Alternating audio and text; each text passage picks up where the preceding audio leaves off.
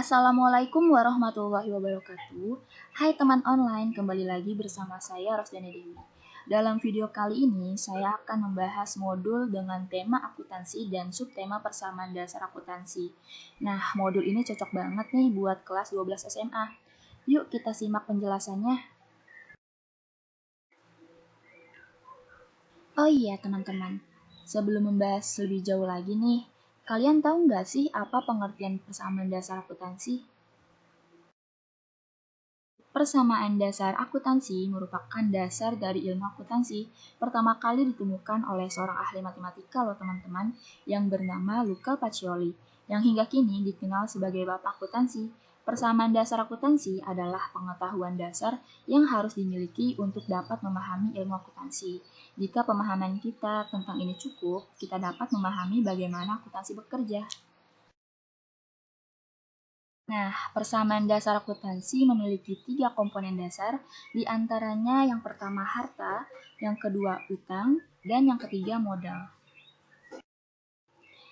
Akuntansi menjelaskan bagaimana hubungan ketiga komponen tadi dalam sebuah persamaan, yaitu harta atau aset sama dengan utang atau liabilitas ditambah dengan modal atau ekuitas. Dari persamaan ini disimpulkan bahwa harta adalah harus sama dengan utang ditambah dengan modal. Utang ditulis terlebih dahulu sebelum modal, yang artinya utang memiliki hak klaim terlebih dahulu dibandingkan dengan modal. Sebagai contoh, jika terjadi kebangkrutan yang mengharuskan dijualnya aset-aset perusahaan, maka utang harus terlebih dahulu dibayar. Sisa aset dapat dikembalikan kepada pemilik setelah semua utang dilunasi. Aset sama dengan utang ditambah dengan modal, artinya kedua sisi harus seimbang atau balance. Konsep inilah yang menjadi dasar pencatatan transaksi dalam akuntansi, yaitu double entry system. Setiap transaksi harus dicatat di dua sisi debit dan kredit agar neraca selalu seimbang. Oh iya teman online, di awal sudah saya sampaikan bahwa komponen persamaan dasar akuntansi ada 3. Di antaranya yang pertama aset adalah seluruh sumber daya atau kekayaan yang dimiliki oleh perusahaan maupun individu yang memiliki nilai dan manfaat ekonomi. Sedangkan hutang adalah kewajiban yang timbul akibat aktivitas di masa lalu. Aktivitas tersebut biasanya berbentuk penundaan pembayaran ataupun pinjaman uang. Lalu yang terakhir ada modal. Modal adalah sejumlah aset baik berupa uang tunai maupun aset lain yang disetorkan sebagai sumber daya untuk menjalankan perusahaan. Modal bertambah disebabkan oleh 2 hal. Yang pertama karena adanya setoran modal itu sendiri, dan yang kedua adalah karena pendapatan. Sedangkan modal berkurang juga disebabkan oleh 2 hal, yaitu karena adanya prive dan beban-beban. Prive adalah penarikan dana yang dilakukan pemilik untuk kepentingan pribadi. Nah, teman online, setelah mengetahui apa saja yang mempengaruhi bertambah dan berkurangnya modal, maka didapatkan fungsi turunan dari persamaan dasar akuntansi yang awal mulanya harta sama dengan utang ditambah modal menjadi harta sama dengan utang ditambah modal disetor dikurang prive ditambah pendapatan dikurang beban.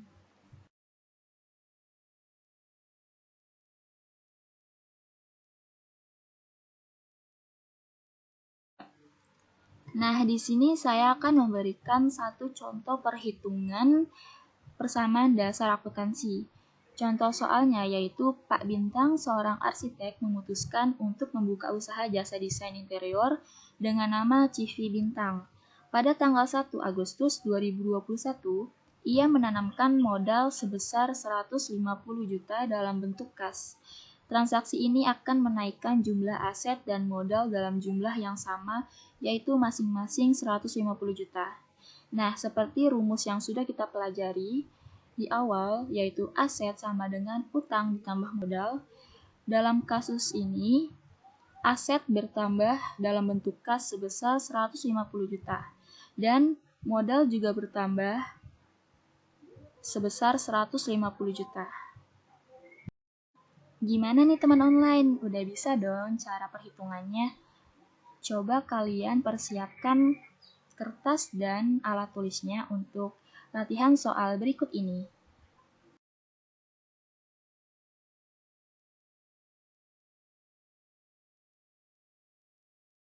Nah, kira-kira ada yang sama gak nih jawabannya? Oke, jangan risau karena saya akan menjelaskan bagaimana cara menjawab soal ini.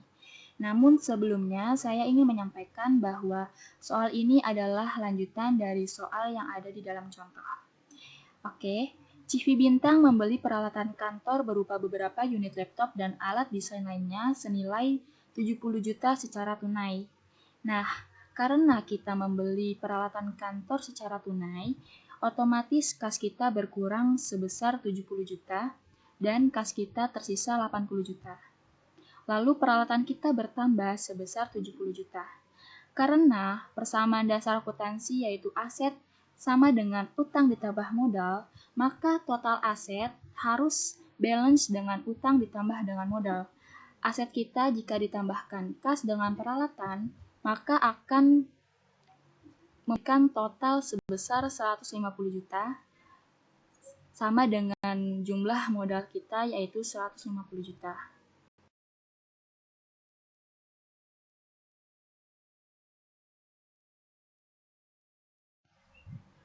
Nah, di soal kedua ini ada yang benar gak nih?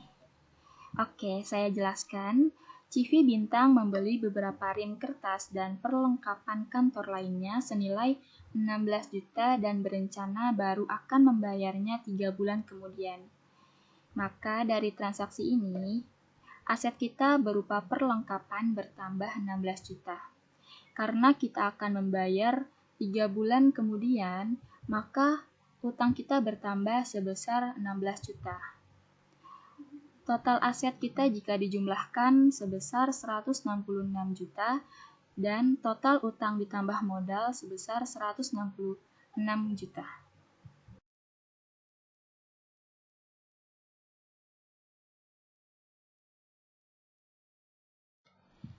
Nah, gimana nih teman online? Sampai soal terakhir ini, apa ada yang bisa menjawab semuanya dengan benar? Oke, coba kita bahas sama-sama ya. CV Bintang menerima pembayaran dari pelanggan atas jasa desain yang telah diberikan sebesar 12 juta. Maka, dari transaksi ini kita dapat menyimpulkan bahwa pendapatan kita bertambah sebesar 12 juta di kolom modal. Lalu aset kita berupa kas bertambah 12 juta. Total aset sebesar 178 juta dan total utang ditambah modal sebesar 178 juta. Oke, pembahasan kita kali ini sudah selesai nih teman online. Gimana nih, apa kalian sudah paham? Atau ada yang ingin ditanyakan? Jika ada, silahkan taruh di kolom komentar ya. Baiklah, sekian pembahasan kali ini. Semoga bermanfaat. Terima kasih. Wassalamualaikum warahmatullahi wabarakatuh.